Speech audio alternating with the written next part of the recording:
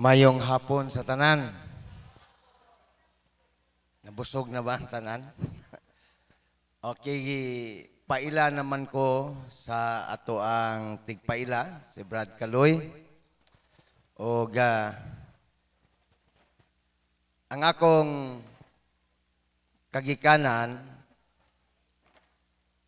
ang akong lolo, taga dinhi sa inyo.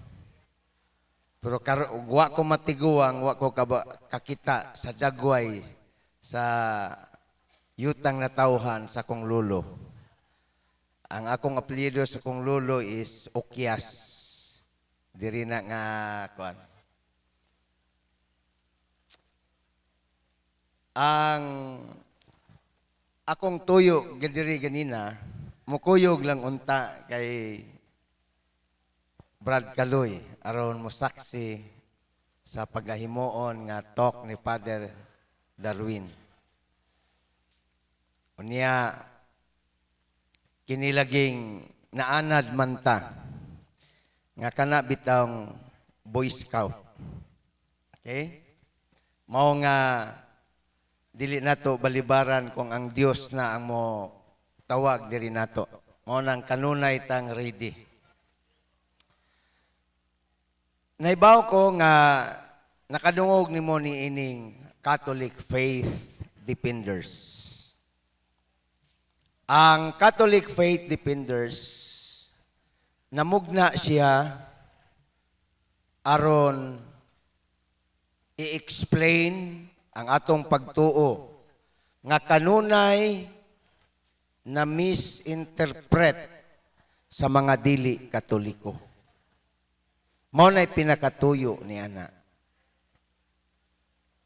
Kay kasagaran sa mga pinangga nato nga dili Katoliko, ang ila dayon nga isulti nga kitang Katoliko nagdios-dios og larawan. Makakita gani sila og imahe, negative dayon ang ilahang impresyon nga ang Katoliko nagdios-dios sa larawan.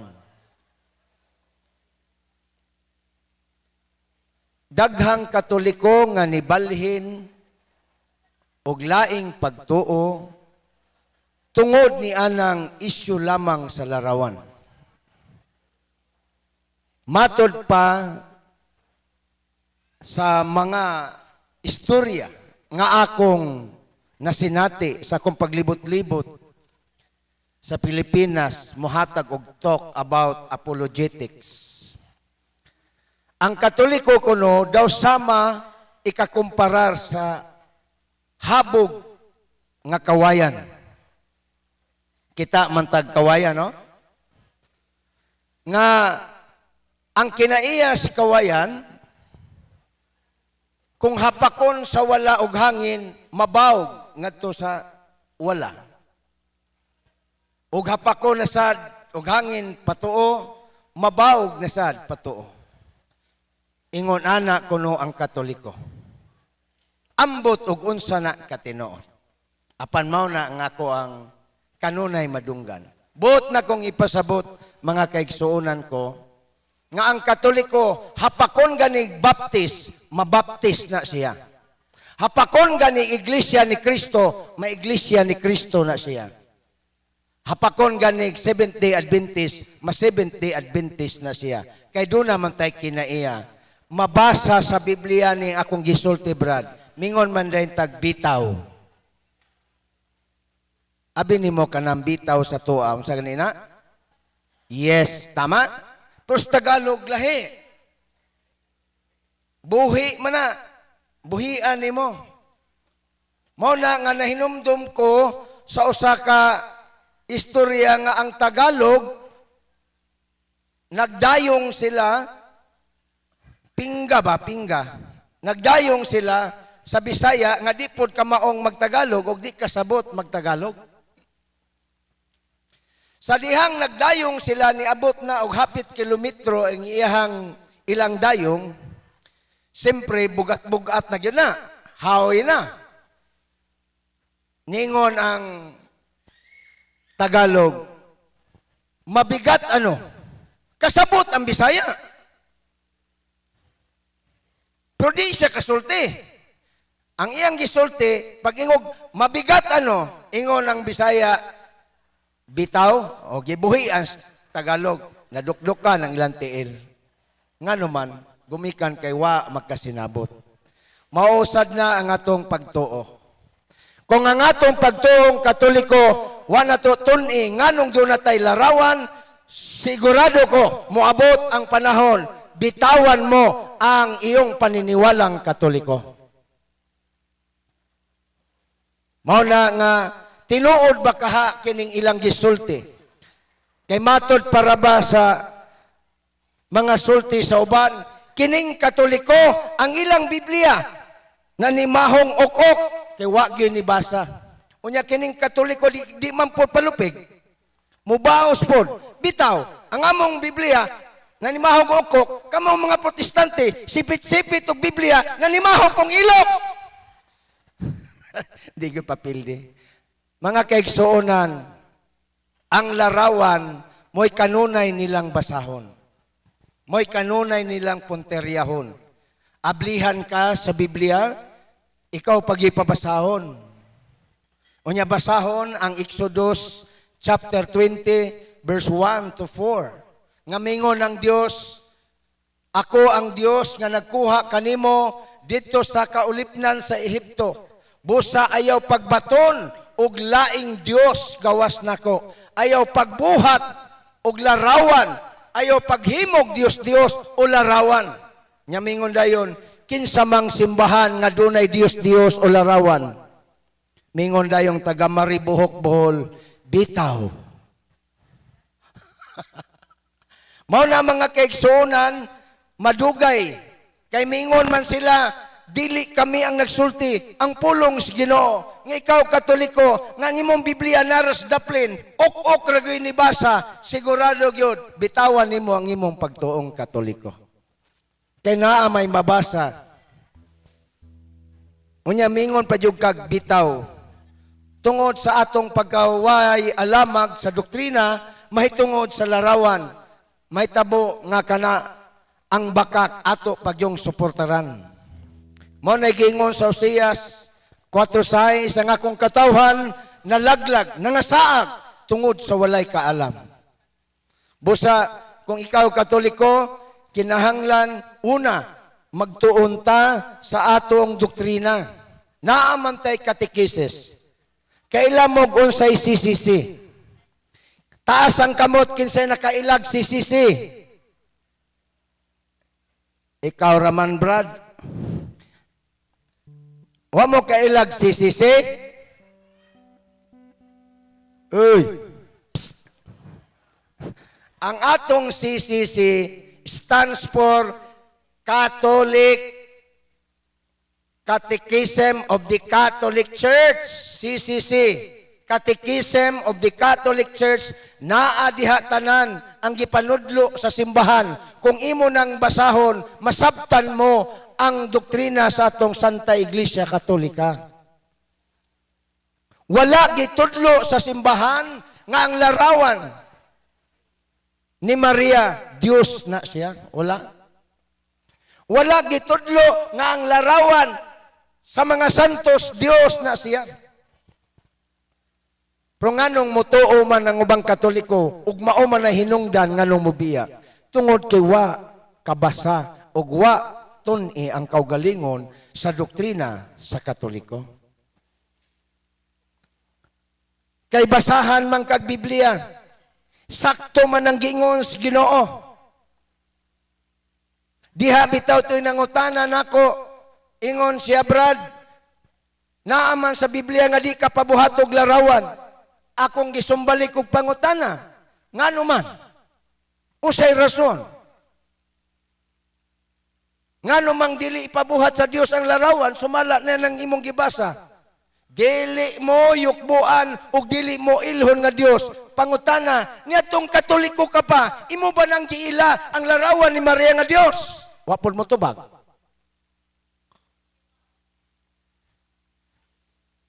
Sa Katoliko ka pa, imo bang giila ang larawan ni Pedro nga Dios na?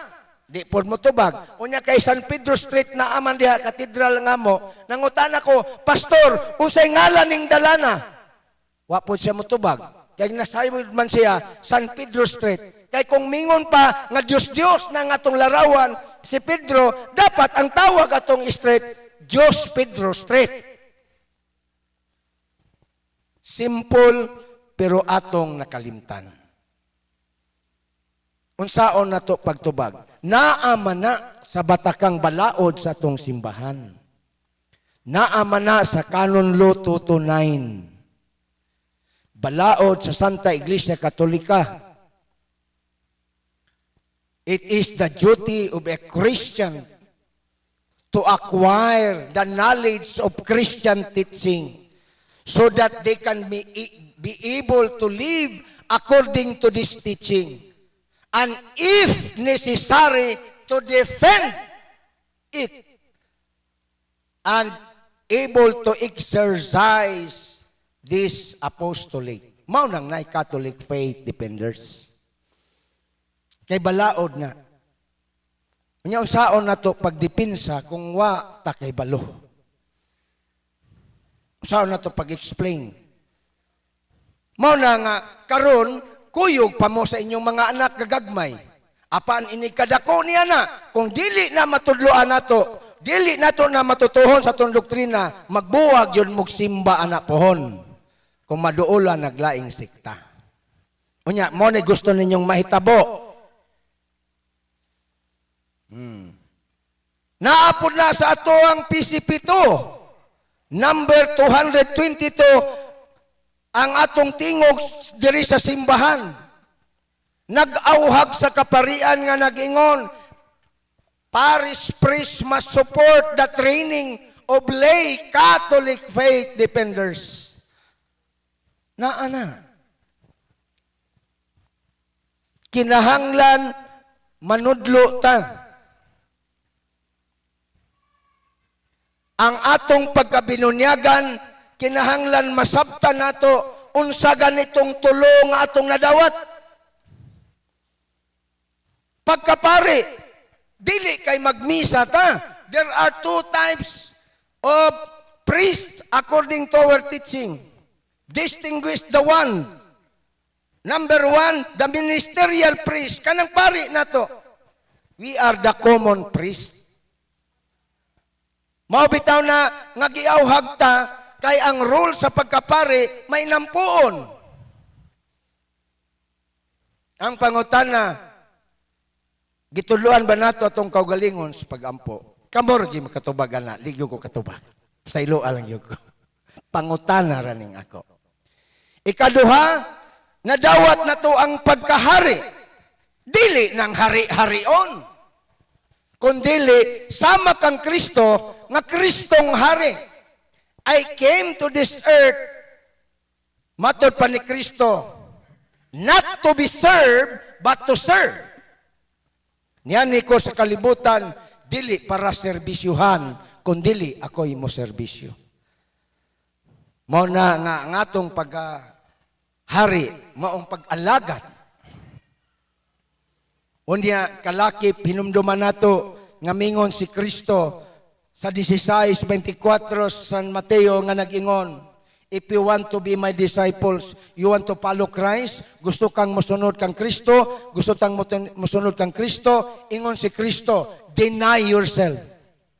Kalimti ang imong kaugalingon. Unya, take up your cross, pasana ang imong cross, carry every day and follow me. Sayon bagod na. Denying oneself is very hard. Kay kitang mga tao, mahilig ta og self-centered. Ako, palagi na lang ako. Wala na sila. Denying oneself is to serve others before yourself. Carry the cross, ang pag-alagad sa simbahan, kalakip ang kasakitan nga naa si Kristo. Nagserbisyo gani tang wa na gani. Mukritik nato pamalandong basig wa ta ka serbisyo tinuod kay gusto lang ko nga daygon sa kong kaugalingon. Pero nangalagad gani ka nga seryoso nga dunay mo kritik, pasalamat ka sa Ginoo kay kana tininuon. Pero gusto lang gani ko daygon kanunay sa kong kaugalingon, sigurado gyud na. Mga kaigsuonan, ang katapusan nga nadawat nato sa bunyag is pagkapropeta. Sayod man tani ana, nakalimot lang ang uban. Naaman na sa simbahan, unsa maning role being a prophet. Sa karaang tugon, gitik up na mo because I am taking a Doctor of Philosophy until now. One of the discussion is prophet. Filipino prophet. Unsa man di ay ang basic nga role sa propeta. Ang role sa propeta is to denounce the evil of society and announce the good news of salvation of Yahweh. That's why ang slogan ni Father nagingon, kung imo kong paliton, amo kang litsonon, amo kang prisohon. That is the role of the prophets. Mubarog ka, tungod kay ikaw, binunyagan, ug mao ka na, ang atong role isip binunyagan, nga mubarog, unsay tama, musalikway, unsay mali. Ang problema, kita mismo nadala sa haylo sa kalibutan. Asa naman ang atong pagkapropeta? Asa naman ang atong pagkapari?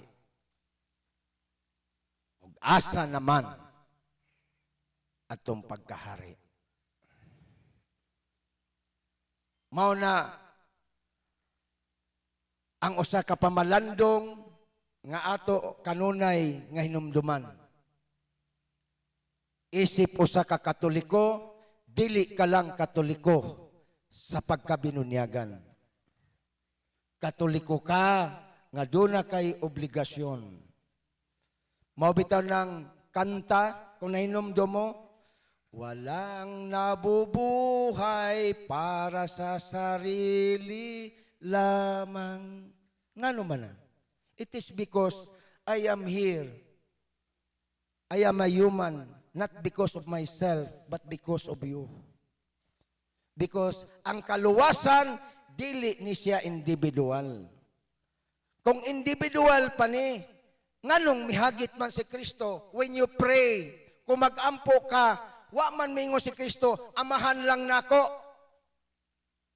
Ang ingon ni Kristo, when you pray, pray like this, Our Father, amahan namo, tungod kay ikaw ako, lambigit sa katilingban, lambigit sa simbahan, lambigit sa gingharian ni Kristo.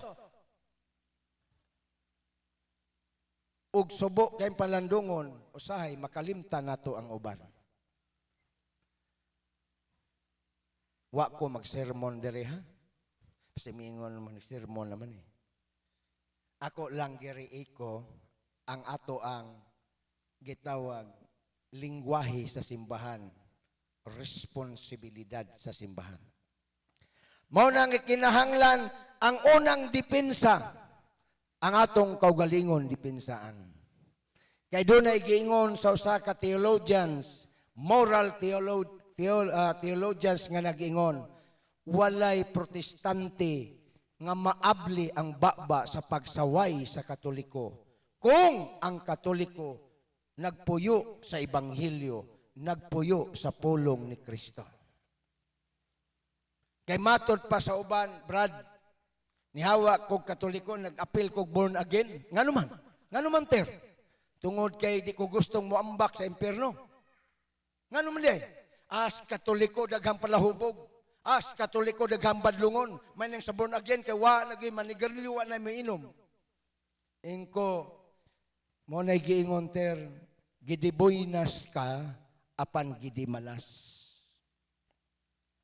Nganong gidiboynas apan gidimalas? Gidiboynas siya, kay nabag-o siya.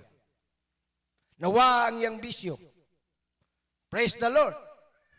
Gidimalas siya, tungod kay ang gibiyaan niya, mao ang simbahan nga lawas ni Kristo, ug miipon siya sa simbahan nga gitukod lamang og tao. Unya naaman na sa Biblia, na Salmo 127 nga nag-ingon, ang pulong sa Ginoo, gawas kung ang balay, ang Dios ang magtukod, kawang lamang kadtong mga tao nga nagtukod silang kaugalingon. Unsa maning balay? Usa ka simbolikanhon nga matod pa ni San Pablo sa 1 Timoteo 3:15, Timoteo, kung malangan man o galing ako, ikaw nang bahala magkinabuhi kung unsaon pag minaayo, pag binuotan sa panimalay sa Dios nga mao ang haligi, ang simbahan, ang haligi ug sukaranan sa kamatuoran nga kadto diay balay nga iyang gibiyaan, mao diay ang simbahan nga lawas ni Kristo. Busa ayaw biyae. Mubiya ka lang sa simbahan nga gitukod ni Kristo kung wa ka masayon. Mao na ang hagit, mga kaigsuonan, tun-i.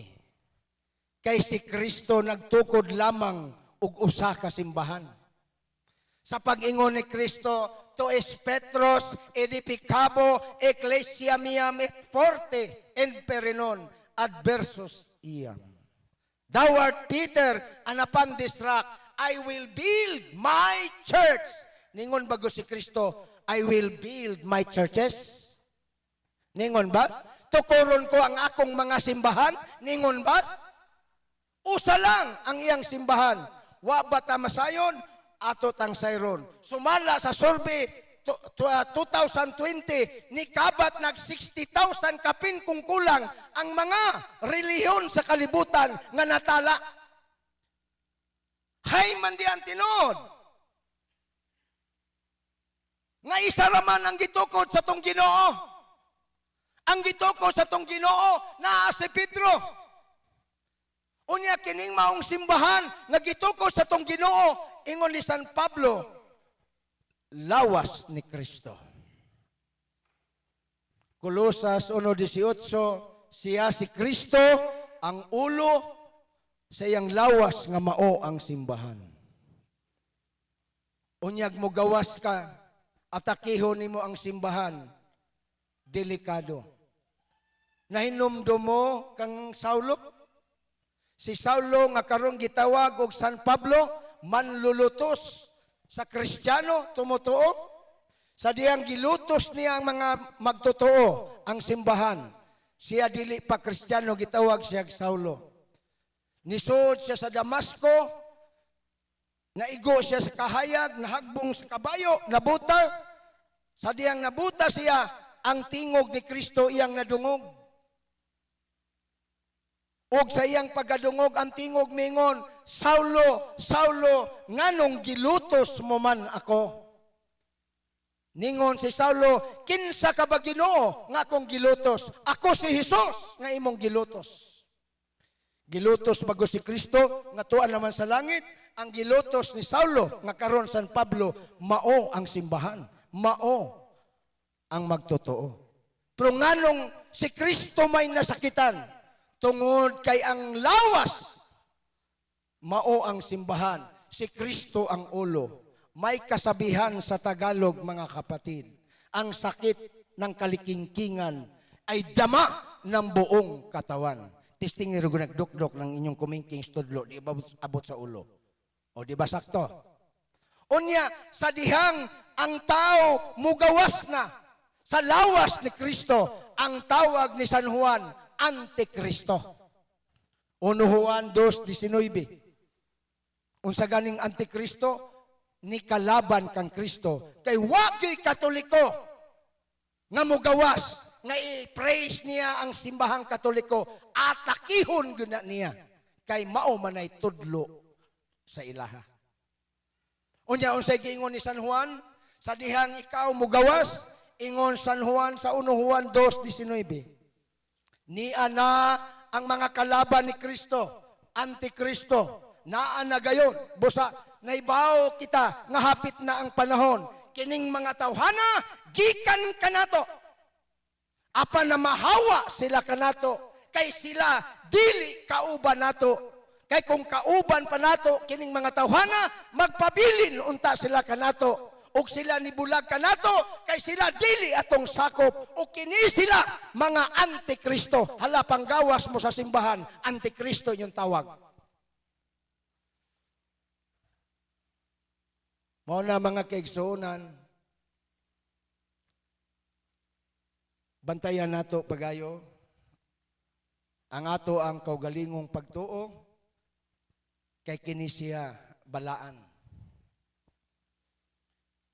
Sigurado karon mga Katoliko nga wa pa mubalhin og laing reliyon, wa pa na mo atake.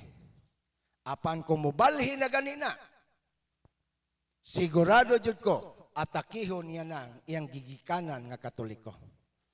Tama San Juan, antikristo. Nganong antikristo man? Tungod kay ang simbahan lawas na ni Kristo. O mabulag ka sa lawas ni Kristo, si San Pablo nagpahimangno, Efesos 5:23. Maingon ang bana, mo'y ulo sa iyang asawa. Maingon usab si Kristo, mo'y ulo sa iyang simbahan.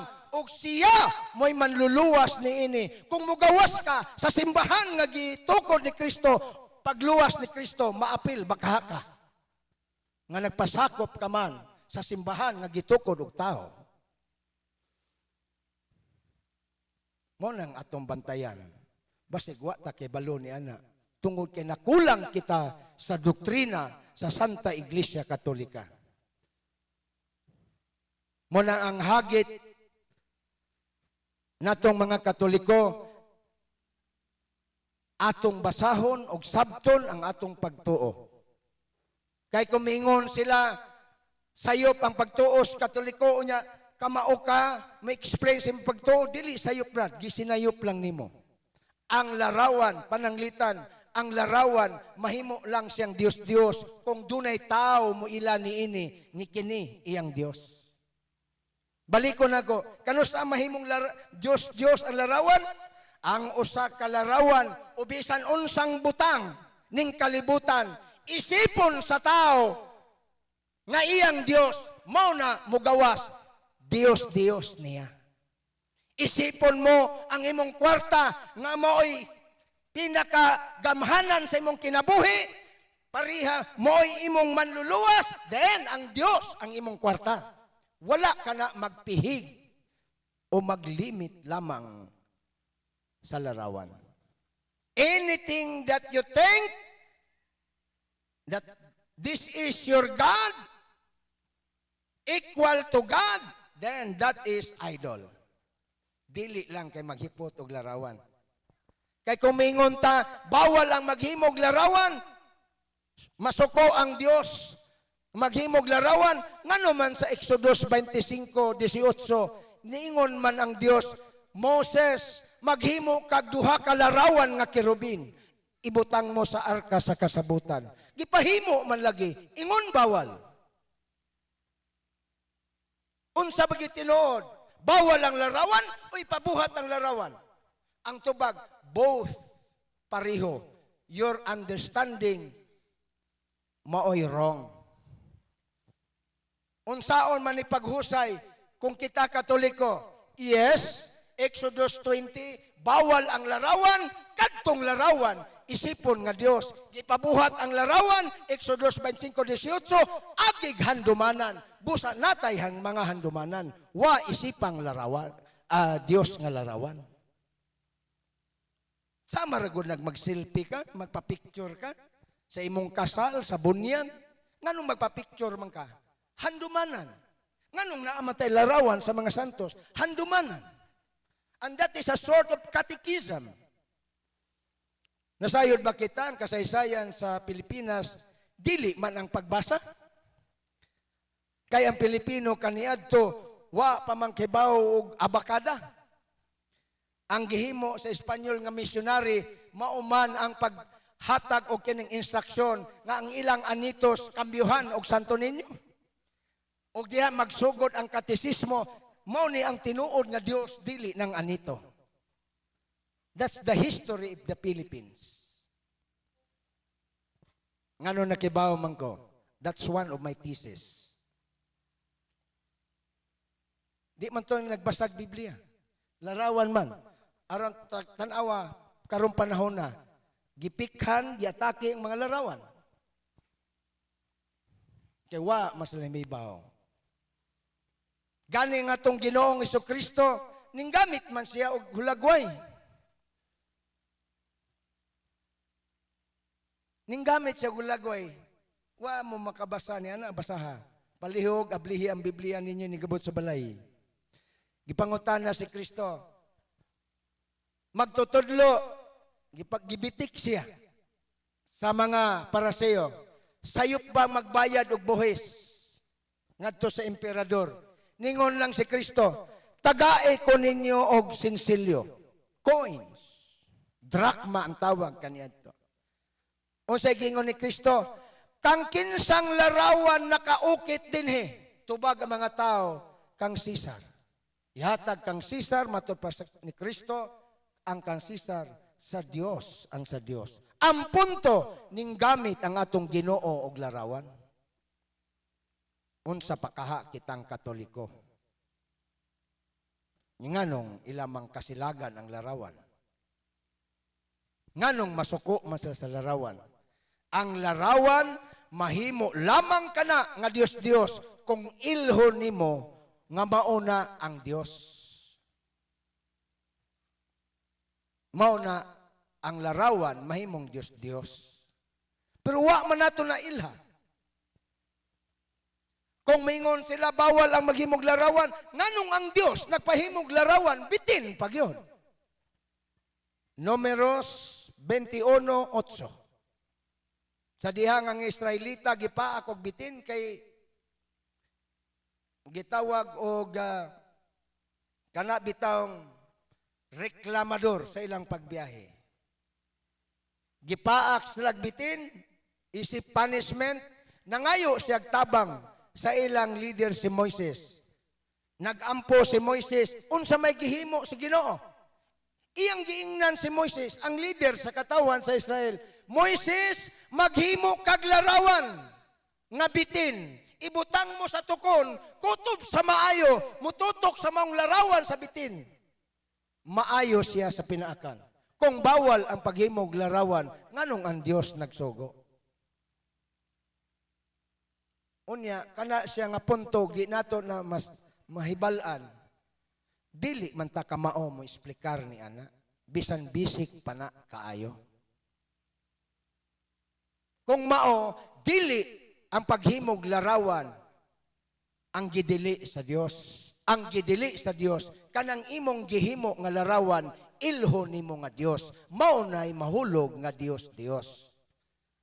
Naa na ato mabasa sa Isaias 44:17-19. Ang usa ka Israelita niputol siya og kahoy.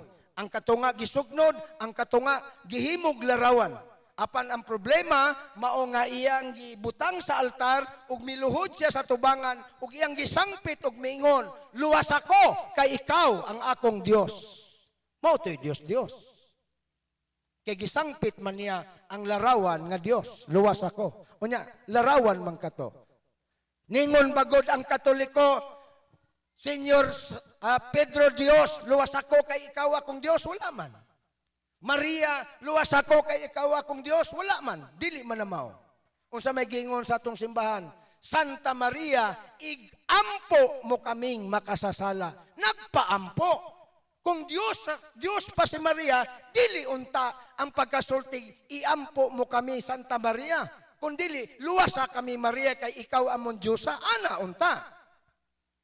O di ba misinterpretation o gituyo yun nila para ikaw makabing. Busa magtuon aron dili ka magsigig bitaw. Kay kining bitaw, delikado mo na. Bitawan mo ang iyong paniniwalang Katoliko. I was there 1 week ago sa Cubao. Na ako'y talk dito about empowerment of apologetics. Then, nakita nila ang pagka-importante sa ato ang doktrina. Tungod kay matod pa sa ato ang banggiitan nga philosopher and theologian St. Thomas Aquinas. Doctor of our Catholic Church says, doctrine is the bone of our faith. Ang doktrina, bukog sa tong pagtuo. Then, gi-elaborate niya. Kining maong building, nakita ninyo ang building, mubarog ba na kung walay bukog sa ilalom niya na? Di na mubarog. Kung wa na'y kabilya sa ilalom. Ang building maligon gumikan sanday gibutang. In like manner, kung ang atong pagtuo, walay bukog, walay doktrina, wa na tumasabti, then huyang ang atong pagkakatoliko. Because the church is not only teaching about morality, but also doctrine. Because doctrine is the bone of the Catholic faith. Nganong bunyagan, nganong manguros, ambot lang brad. Kay sa unang akong lula, ining anhi dinig simba, manguros man, nanguros na lang pud mi. Ay nako.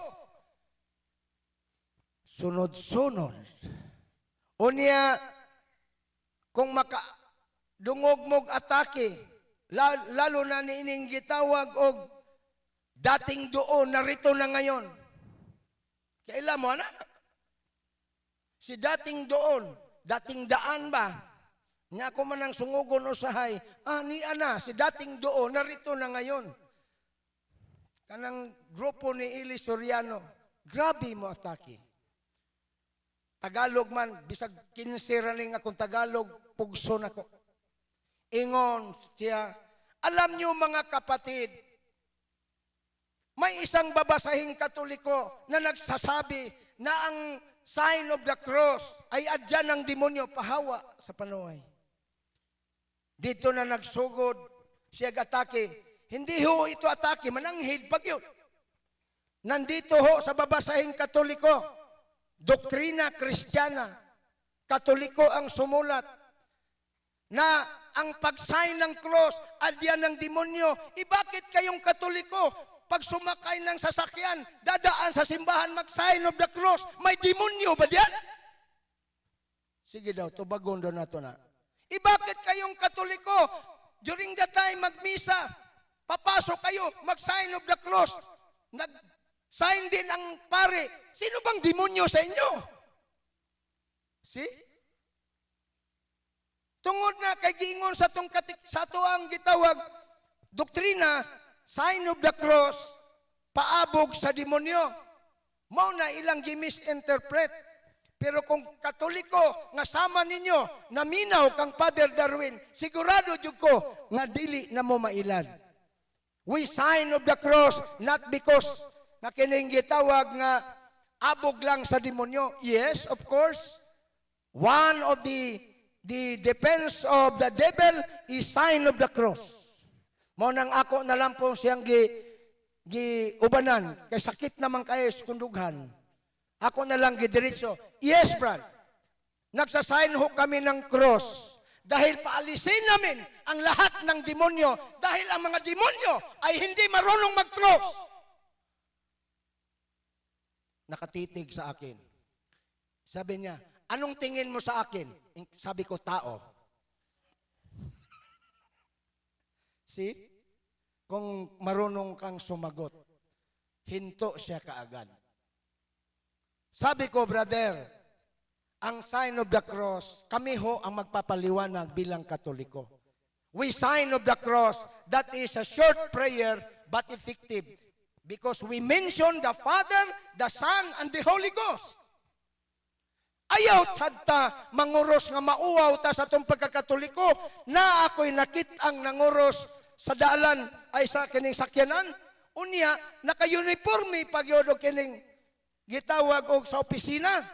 Unsay gihimo, nilabay sa simbahan, nagduko.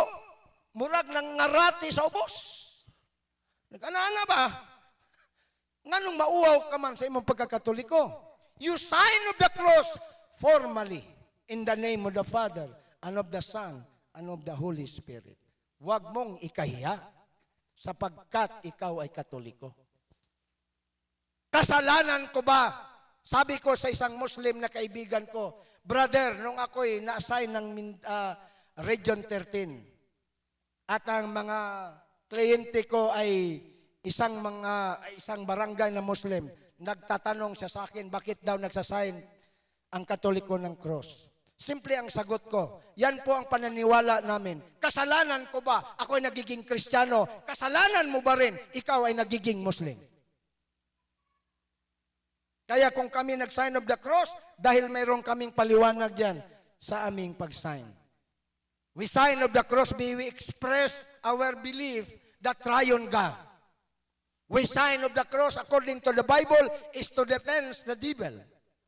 Ezekiel, Jerusalem Bible, kung wala kayong Jerusalem Bible, Community Bible, Ezekiel 9:6. Unsay giingon sa Ginoo, kining lugara puno sa mga gitawag og kadautan, kining tanan akong pagapatyon, ingon ng Dios, babae, lalaki, bata, tigulang, ayaw sila kaluy, patiya silang tanan, apan ayaw hilabti ang dunay timan sa krus sa ilang agtang. Di nagyudi ay Diyos nun tong lugara. Only those sign of the cross, nagmahal sa Diyos, mo'y gitira. So, ang sign of the cross is biblical. Kung dunay mangutana, naana sa Biblia. Jerusalem Bible o Community Bible. Okay? Ikatulo, sign of the cross is our identity that you and I, is belong to Christ. Kahit hindi kayo magdabit-bit ng Biblia, kung pupunta kayo sa mga Arabo na country, ang kanilahong paniniwalaan na ikaw ay Kristiyano, hindi sapagkat bit-bit mo ang Biblia, kundi nagsasign ka ng cross, they will conclude, you are a Christian. Sapagkat ang Muslim din ay nag-aaral ng Biblia. Pero hindi sila naniwala. So your identity. When we sign of the cross, brothers and sisters, it is very clear the teaching of St. Paul. Alang ni atong nangawala, ang kaasuyan ni Kristo sa cross, binuang. Apan kanato, nga gitubos ni Kristo, ang iyang kamatayon sa cross, mo'y atong gahom. That's why we wear the crucifix. Because that is the reminder for us, crucifix, ang crucifix nagpahinumdom sa atong pagkaluwas ni Kristo didto sa cross. Mao na ang meaning. Bit-bit mo ang sinyalis na ikaw ay tinubos ng Panginoong Hesukristo. Palakpakan natin ng Diyos. Mayroon na kayong natutunan. No? Dapat, huwag kayong bitaw ng bitaw dyan. Di ba? Lastly, bakit ho kayo naniwala sa purgatorio? Tatanong yan sa inyo. Darating ang panahon, mga apo nyo, mga anak natin magtatanong, bakit kayo naniwala sa doktrina ng purgatorio? Ang purgatorio, wala daw sa Biblia. Marami kayong naririnig ng ganon. Dagantag na dungog, ana. Langit lang daw, impyerno. Nganong nituo man ang Katoliko?